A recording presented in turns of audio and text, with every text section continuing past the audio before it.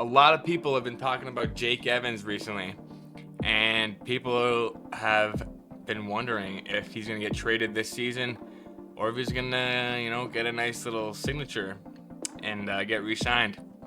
But we don't know. There's already been rumors saying that the Canadians had told Evans that he's going to have to take a discount if he wants to stay here. But, yeah. So we're going to dive right into that. We're going to go over the free agents options and who is going to be available, some names that, could be replacements. I just want to be clear beforehand that this is not rumors. None of these players are in talks with the Habs as far as I'm concerned. Or none of that are in talks with the teams or anything like that. Just want to be clear on that. So we're going to go over that and see what life could be like after Evans. Let's get right into it. Straight up, smoked out on the bus, spin freestyles. Put up in the Montreal, just kill me a show with like 800. All right, so I'm gonna throw up Jake Evans' hockey DB card here, and there's really not much to say, to be completely honest with you. This season has been absolutely phenomenal for him, and pretty much for the past couple of seasons now, he has been honestly tremendously defensively. He's been that guy that's played on our PK and been given those big minutes when it comes to defensive zone draws. And I personally wouldn't want to trade him. I would sign him for $3.5 million for 4 years. I think that would be a perfect deal for him to give a pit stop for Michael Hage, because I know everyone sees Michael Hage dominating in the NCAA, and we want him to come up next year, which could be a very possibility if he does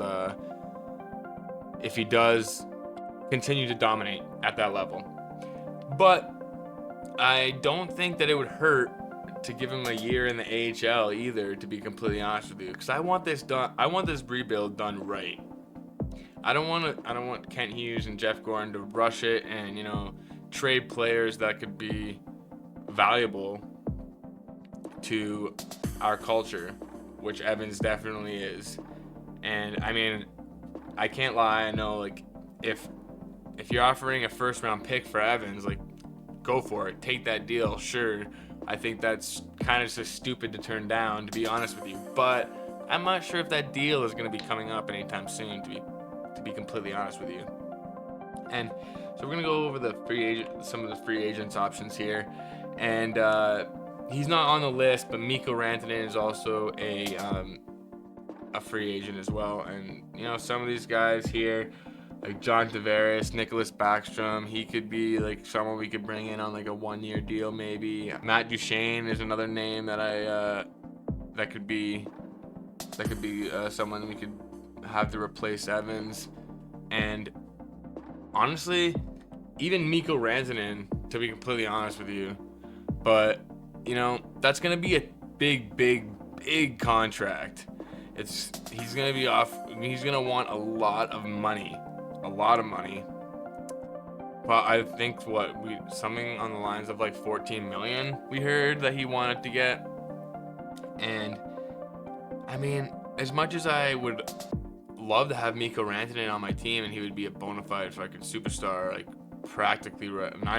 he would be a bona fide superstar right away and would launch this team into a probably playoff contenders. I'm not sure if it would be necessarily cup contenders yet, but probably playoff contenders at the very minimum. And yeah, it's tough. Because I know that Kent Hughes and Jeff Gordon didn't want to spend a lot of money to get handicapped later on in the future. And you guys can pause this video here. I'm gonna bring my face back up, but you guys pause this video here to check this out and then look at the stats and see what you guys think.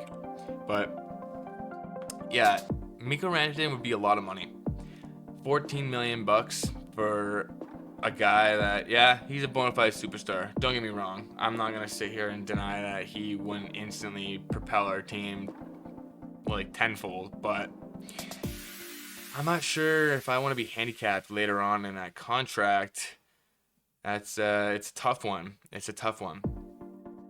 I know we have a lot of players like Owen Beck and Hage, Wob, so many people coming up right now, and so many people that are playing really well at the AHL level, which is kind of why I think that Evans should be re-signed, to be completely honest with you, because these guys should just, like, other than Waugh and like a couple other guys in the AHL that are wingers, we need good centermen on the lower end to be playing PK minutes, be playing big defensive minutes against top lines, and making sure that we're getting some energy and stuff like that in the games. And I that's really important. And Evans and that line of Evans, Heineman, and Armia have been doing it. If they have been playing against the top lines, playing in the offensive zone, scoring even. I mean, we've all seen it for those who haven't watched the Habs games, but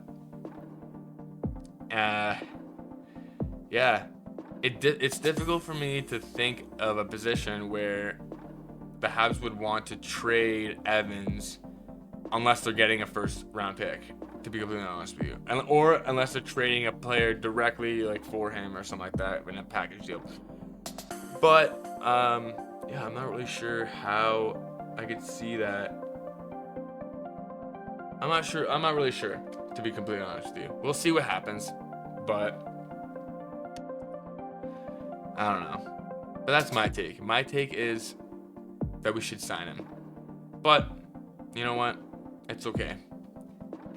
If we were to get rid of him, let's say for a first round pick, and we get Matt Duchene in the lineup. I'll throw this up again. Matt Duchene. I mean, he's playing pretty good this season. He's on a point per game pace, 65-point player. And I mean, even in the playoffs, he doesn't really produce that much, but that's okay. I mean, if he's playing like third line and he's making like, I don't know, he's making what? What is he making this year? He's making 3 million AV. All right. I mean, if we could maybe sign him, Matt Duchene, for like the same price, maybe 3.5 million. You know, I wouldn't be terribly against that either. But I don't know.